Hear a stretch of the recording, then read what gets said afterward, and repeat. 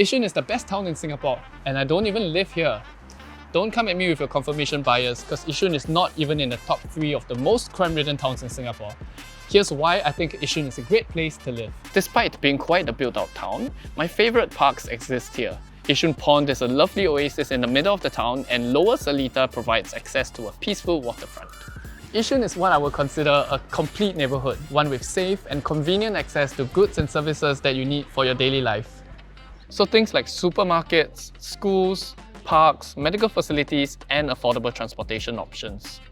While amenities are only one part of the equation, what makes Yishun so special is that it's an older town. And older towns just have that character to them. If only I could place my finger on what makes them so special.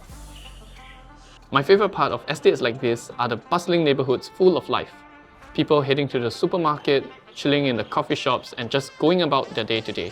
The neighbourhood centre is a great example of a third place, essentially a place that you spend time in between your home and the workplace. These are informal gathering places where human interaction take place, and these places give a neighbourhood character.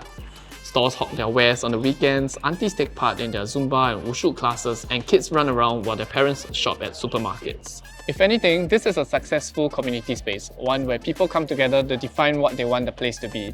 It's a bit chaotic, it's a bit messy, it's a bit noisy, but that's what gives it its charm. Unfortunately, despite the convenience, not many people like to live in noisy and busy spaces like this one, and we've since stopped building neighbourhood centres like this. In new towns, we get new generation neighbourhood centres instead, which are neighbourhood centres masquerading as a shopping mall. They still have the same shops and services as the neighbourhood pedestrian malls. By stacking the shops on top of one another, you now need a reason to head up to the shops above. This makes the neighbourhood centre a destination on its own and not just a place you stop by on your way home from work.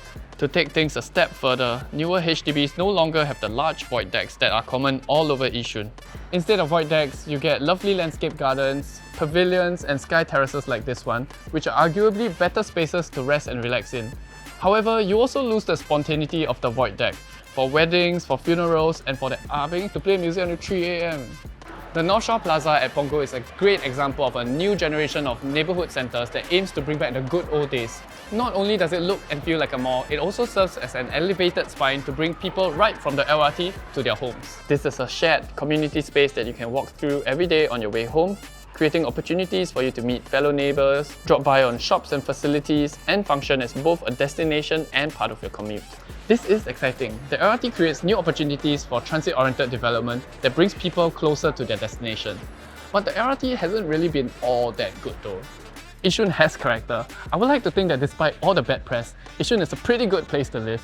Centrally planned neighbourhoods like this are great for efficient land use, but it is also important that the people who live, work and play here define these spaces for themselves.